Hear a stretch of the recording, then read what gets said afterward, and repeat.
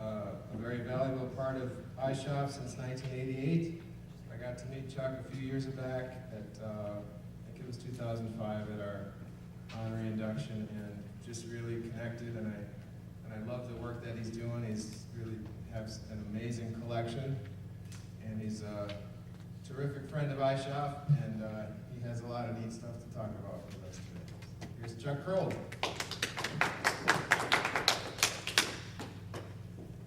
Thanks, Tom. Just want to start out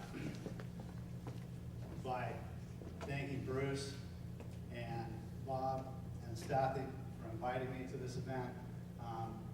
I think everybody was here yesterday, and was that not a great start? I mean, just the presentations, the films have all been wonderful, and hopefully I can get today off to a good start for us all too. I'm going to talk about, my topic this morning is called Prints, Postcards, Posters, Photos, Pins, and Patches, Collecting, Swimming, and Other Aquatic-Related Materials, Memorabilia. I'm going to take a minute here. Yeah, let's leave. Can we leave lights on for a bit? Yeah, this is going to come on later. Thanks, Robert.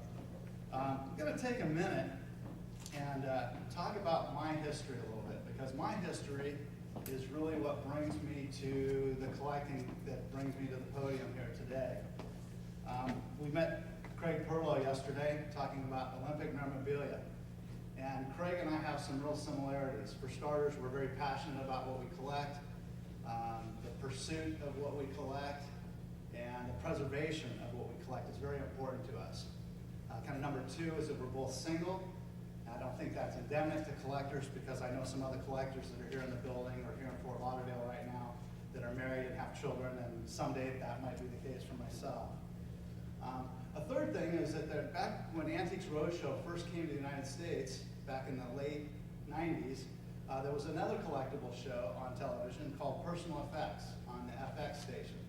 And in 1996 for Craig, and then in 1997 for myself, we were both featured as the super collectors for the day on that show, where we each had a segment. And realizing that went out to a national audience, it might have been a national audience of 2,000, but still, it was a big national audience on national TV that we went live presenting on.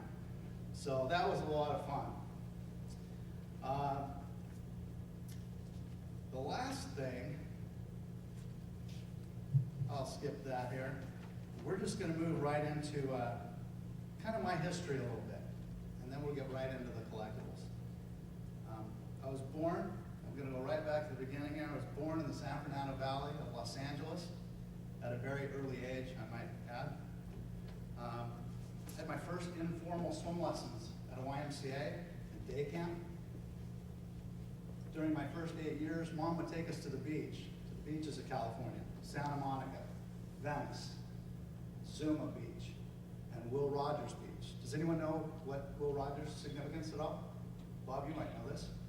It's where Baywatch was filmed, okay? So I grew up on the beaches of Baywatch. At age 8, my dad's work moved us, the family, to Reno, Sparks, Nevada, where I began to take some formal swim lessons, and at age 9 and a half, began to competitive swim. I also, at age 9, joined the Cub Scouts and had a long and distinguished career in scouting. Our swim meets would often take us up and over the hill to Sacramento, California, because there weren't many teams to swim in the California area. 4 years later, my dad's company was going to move us back to Los Angeles. He said no, so they moved me to Portland, Oregon with a nice raise. It brought our family to the Pacific Northwest, where I continued to swim, and kind of my formative years of development and growing up, 3 years of junior high, 5 years of water polo and a 3-year high school, and then a couple of years of college in Forest Grove at Pacific University, where I was the swim team captain for the first 2 years that I was there. It was at 15 and a half that I began a professional aquatics career. Like many of us, started as a lifeguard, became a swimming instructor during that time, and have really always stayed in the aquatic world now for over 38 years. After a couple of years of college in Forest Grove, I moved to Anchorage, Alaska, where I went 2 years to a Bible school, and the last year I was up there, I started and owned my own swimming school. I also began coaching, both club and a little bit of high school swimming during the years that I was up there. In January of '83, I headed back down to the lower 48 and landed in Seattle. I wanted to go back to school, and I landed at Seattle Pacific University, where I majored in political science with emphasis in international business, Soviet and Southern African studies. I also took a course in public administration that took me up to Vancouver, BC, where I studied Royal Lifesaving Society Canada and got to know that organization. My professor wanted me to do the American Red Cross, and I said, well, I pretty much know about the American Red Cross. I want to go learn something new. And he was impressed enough with that. He gave me permission to go to Canada, and I wound up getting an A-, one of my few A's ever in college. So that was a good move there. I finished at SBU without a degree in the spring of '85, jumped right into doing more things in aquatics. Back up a year, in 1984, I returned as an adult to Los Angeles to Zuma Beach for my first Surf Lifesaving Festival. Bob, you recognize the name Scott Hubble, put on this event. It was a fantastic event. I got to meet some people there. I met Roger Engelman from the United States Lifesaving Association, the USLA. I met 4 Aussie board paddlers, which I still have a paddleboard from that era.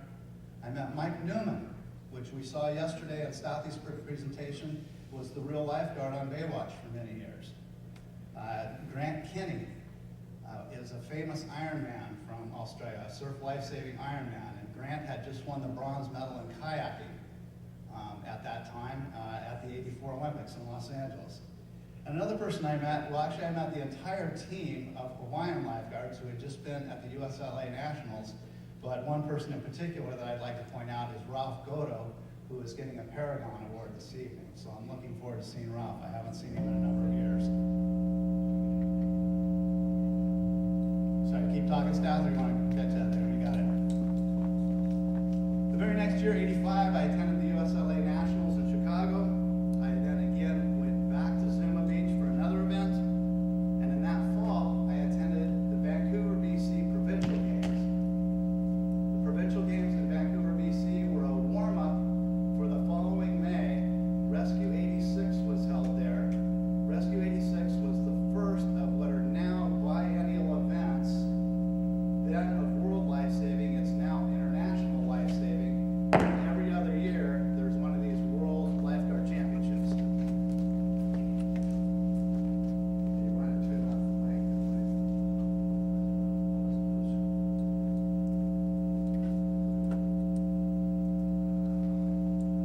Let me ask Bruce. You want to wait? I can wait, yeah.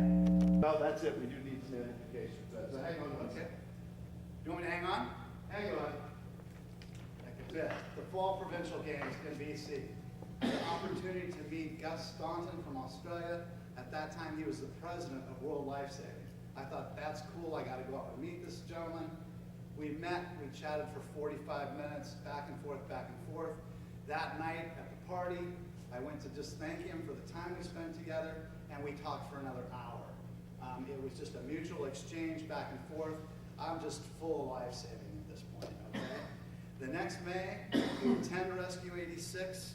A team Seattle went up to Rescue 86. Many of you have seen the wooden backboards around the country here, maybe, or internationally, with CJ Aquatics on them. That's Coy Jones, a good friend of mine. He took the team up. There were 36 teams from 6 countries, and Team Seattle placed 4th.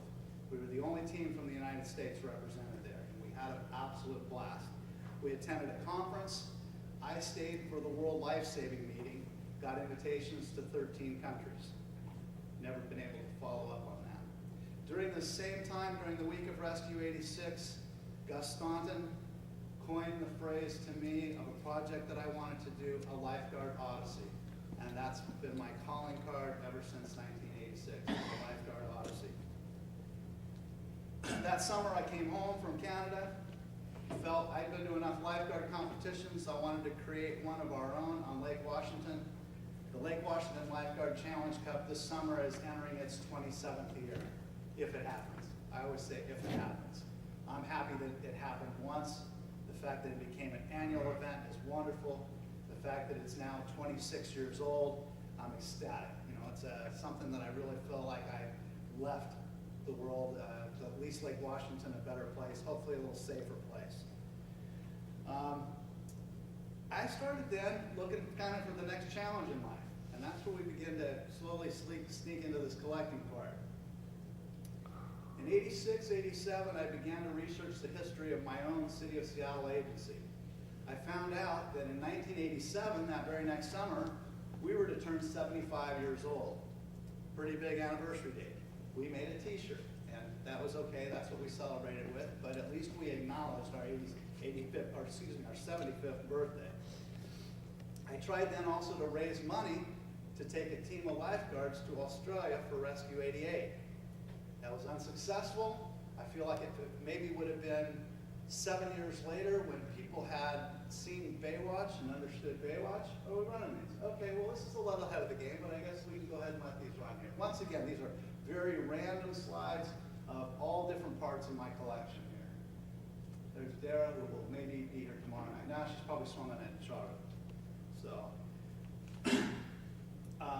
the money didn't account for Rescue 88 to take a team there, so and then looking for even the further challenge, I decided with my research of my own agency that I would begin to write a book on the history of lifeguards and lifesaving in America. That's what started me looking for stuff to illustrate a book on lifeguards. That fall in '88, number one, I came to Boca Raton for a U.S. Lifesaving Association meeting, and was my first visit to ISHOP, where I met Bob Dunkel and Buck Dawson. I saw this place, as we all know, it's swimming heaven. It's Mecca for me as far as a historian.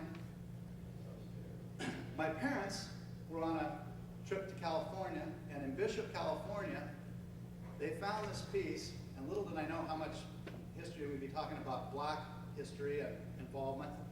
They found this piece about this big. Anybody heard of the artist Robert Alcout? He did the very first Sunday color comic called The Yellow Kid in 1896. He also did Buster Brown, which a lot of us would be familiar with.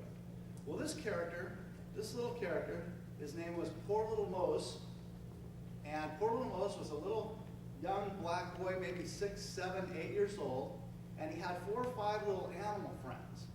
And the cartoon runs around the centerpiece, and the centerpiece is him writing to his mammy, "Dear Mammy, we's all's goins to," leave it at that. It's written in black vernacular, turn of the century. This piece is from 1901, the New York Herald. Unfortunately, I don't have it represented up here in the slide. But that piece, along with having just attended iShop, I was already looking for stuff to illustrate a lifeguard. My world started expanding. Went from lifeguards and lifesaving to swimming, to the beach, swimming pools, swimsuits, bathing suits. I'll talk about the most outlandish part of the collection here in a few minutes when we get to that part. From, 92, 93, I got to visit iShop 3 times, once for the induction, once for the dedication of the library, and then in 92, 93, I worked as a consultant for the Janssen Swimsuit Company, and my title of swimwear consultant, one of the things they wanted me to do was to travel the coast of California and travel the coast of Florida and report back to corporate. So in my traveling up and down the coast, or up the coast of Florida all the way to the top, I was able to visit iShop again during that trip. From 2000 to 2007, I came to iShop every year for the induction ceremony, missing 8, 9, and 10, but I was able to attend last year, and I'm obviously here right now. Now, the other side of the country, there's Action Sports Retailer, which is your surfing and skating trade show. Held coincidentally with that was a vintage surfing auction. And so from 98 and then from 2000 to 2007, I attended that event every year and got to know the world of surfing. So That's the background then that led me into collecting.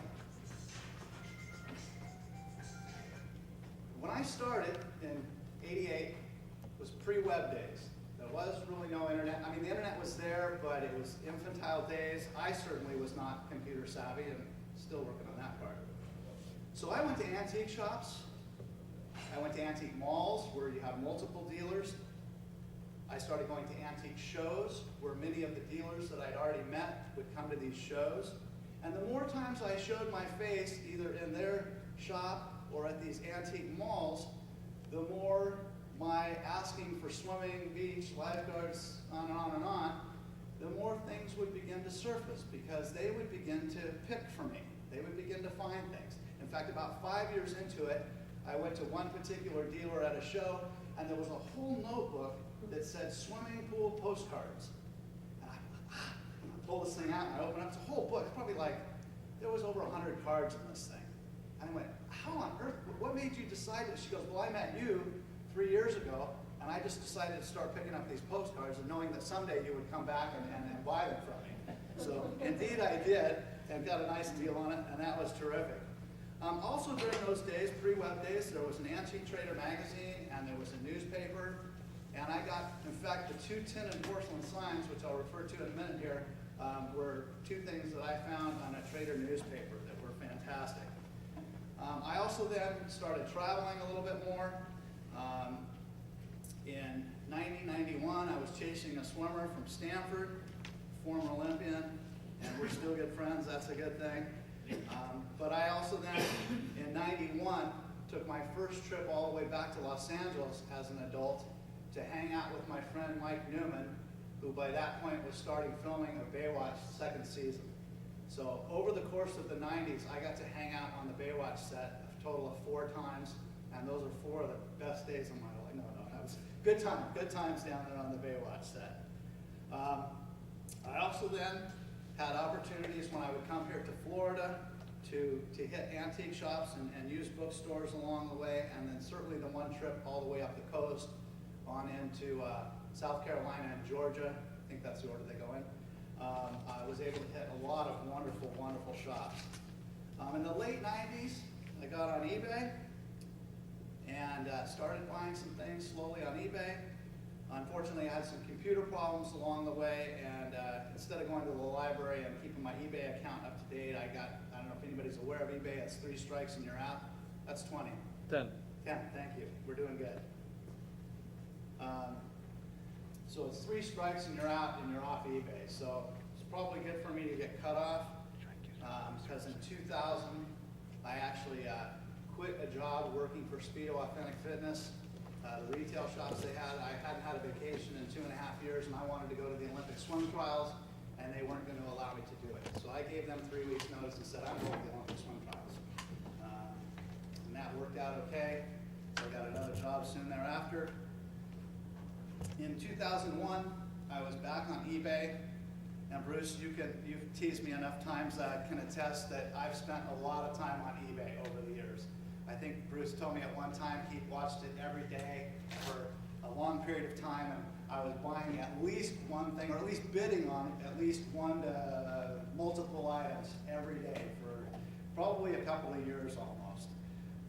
Maybe not every day, but for the most part. I've been on eBay ever since. In 2004 and 2005, I began to search the Amazon. I don't think there's any bookstores on the Amazon, but Amazon bookstore. And although there's a lot of swimming books on Amazon now, back then there was a lot of vintage books on Amazon that no one had really noticed. And I picked up a couple of dozen really old and a few very, very rare books on Amazon. And I basically kind of cleaned them out of the old stuff that was on there. Now I'm almost exclusively on eBay. I'll occasionally hit a used bookstore. I'll occasionally hit an antique shop, especially when I go to a new place or to a new town. There's a couple of other websites that I do check out.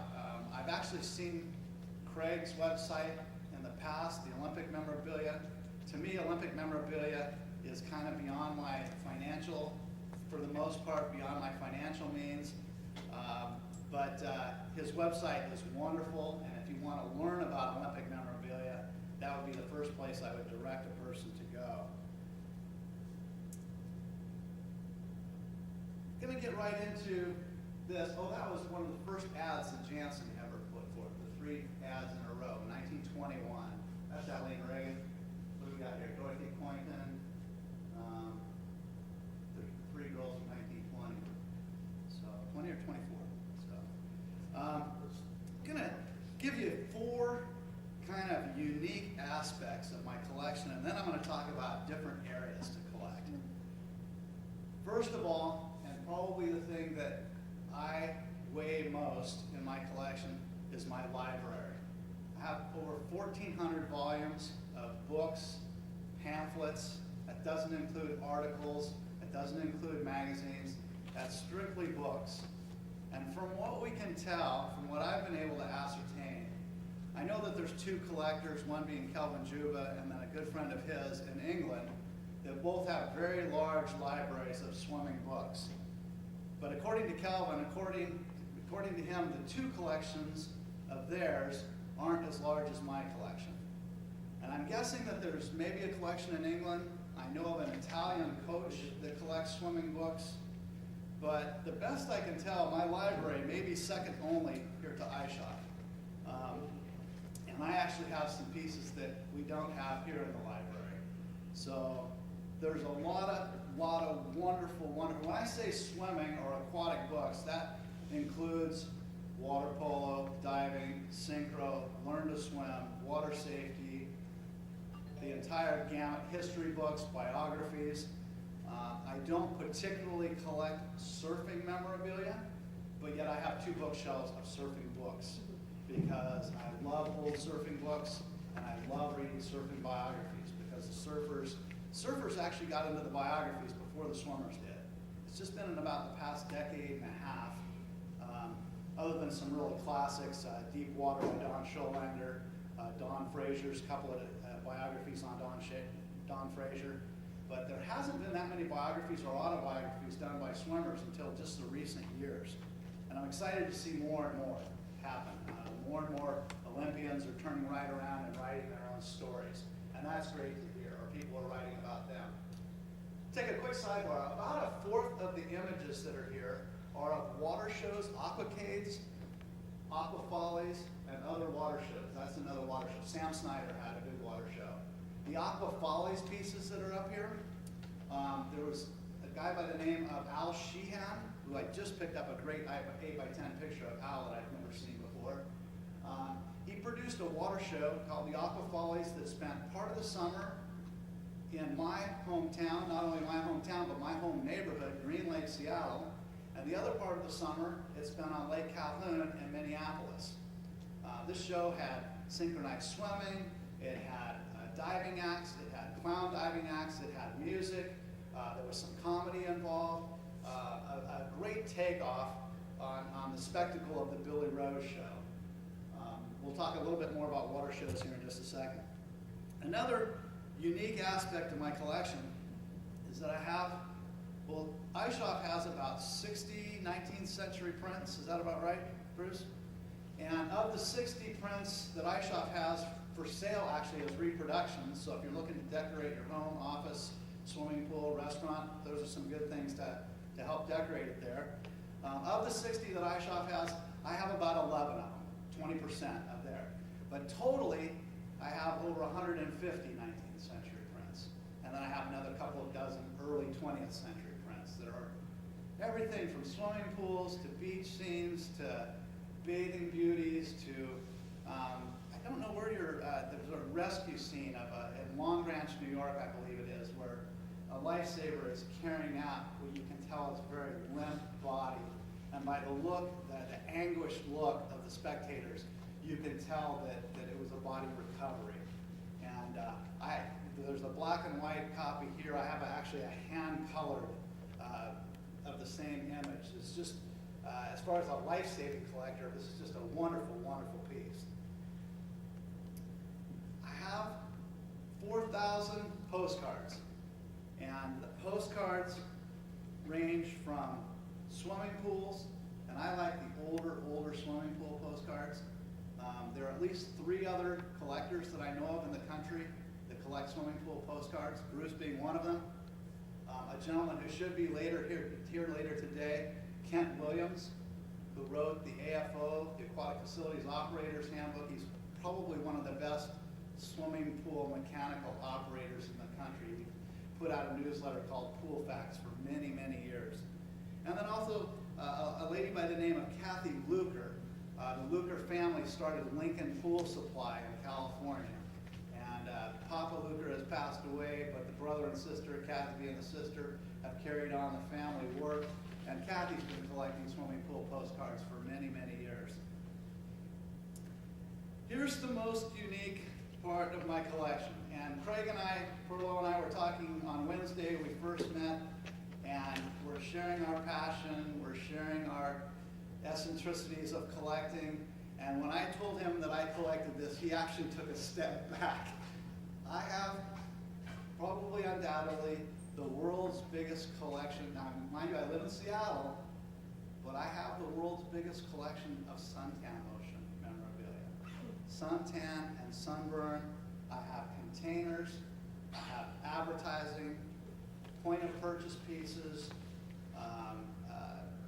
behind the scenes business information, dating back to the 1880s when the products back then were sunburn products. We can talk about the history of sun tanning and how that came about at another time.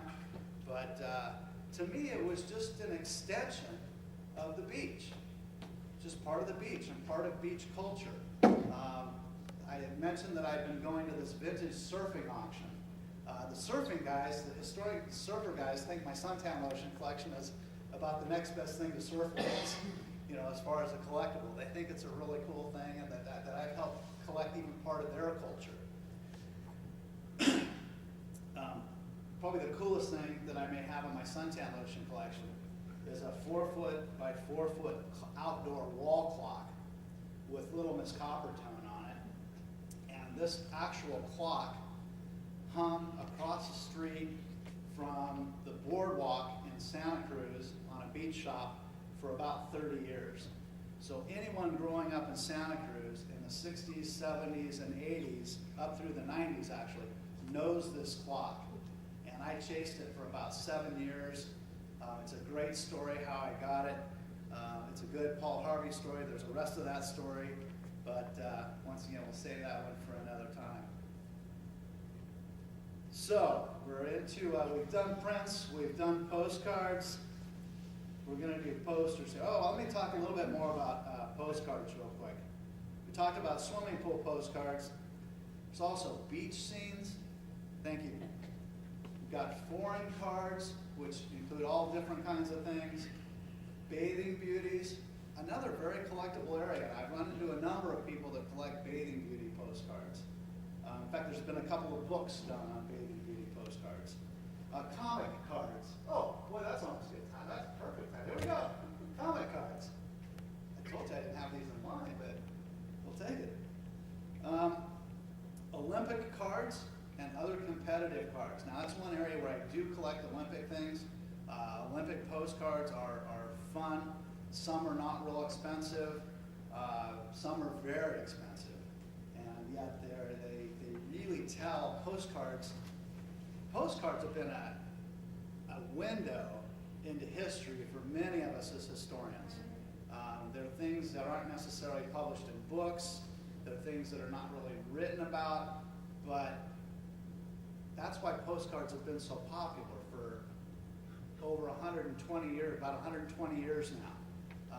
They show the image of where you're at or where you've been. And it's just a wonderful look at history. There's also just black and white postcards, and they can be a variety of different things as well. But that's a specialized area just in and of itself. Okay. Posters. My passion, now, I'm not entered in the poster exhibition here officially, but if you get a chance, please check out the posters that I have in the back. The Red Cross Lifesaving was formed. Commodore Longfellow was the focal gentleman in the poster, the second from the right. That's actually the Commodore in that poster. The earliest Red Cross poster back there is from 1917, running through 1927. We're halfway. Is that what you're saying? No. Time to quit? Already? Okay, I'm talking quick. Okay?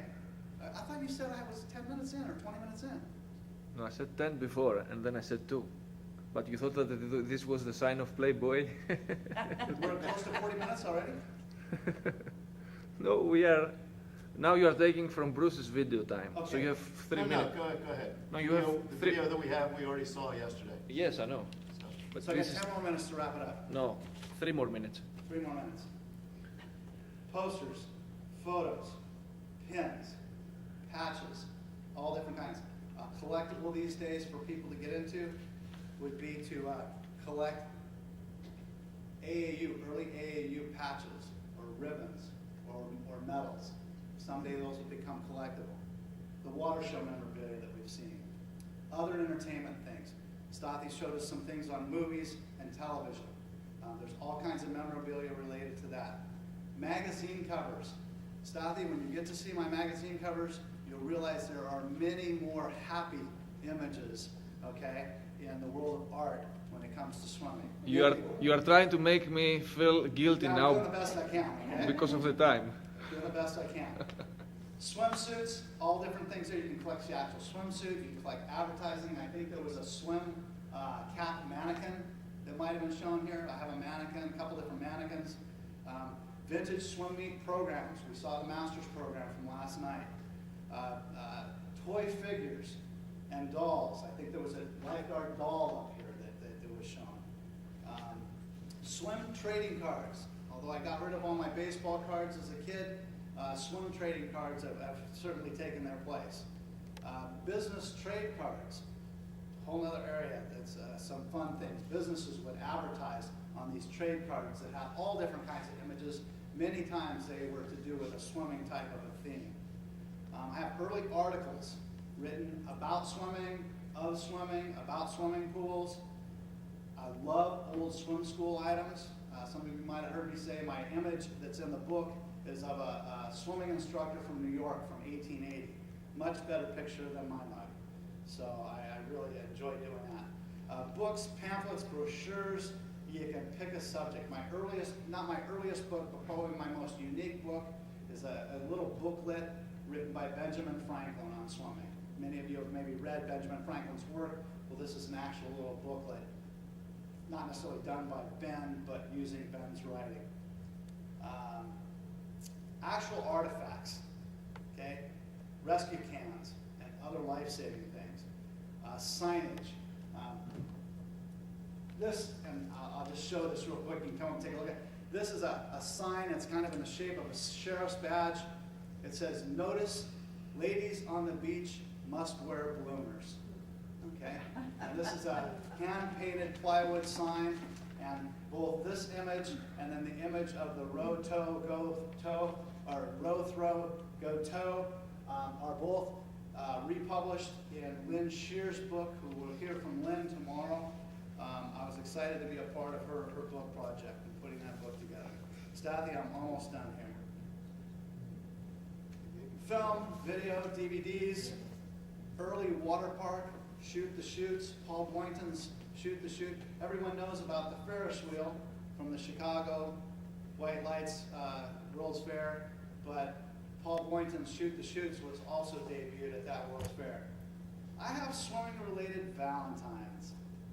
There's some fun stuff there, okay? Valentines are always good, but the swimming and lifeguard-related ones are special to me. Cruise and steamship postcards and advertising. When I say cruise ships, meaning the swimming pools on cruise ships. Autographs. Buck gave me this book back in '88 over the years. Thank you, Mr. Breen. I love getting Hall of Famers autographs in this book. It's filled with about 4 dozen autographs, and probably someday we'll wind up here at iShot. I don't collect stamps. but Eldon Godfrey, who is being inducted tomorrow this evening, has a great collection of swimming stamps.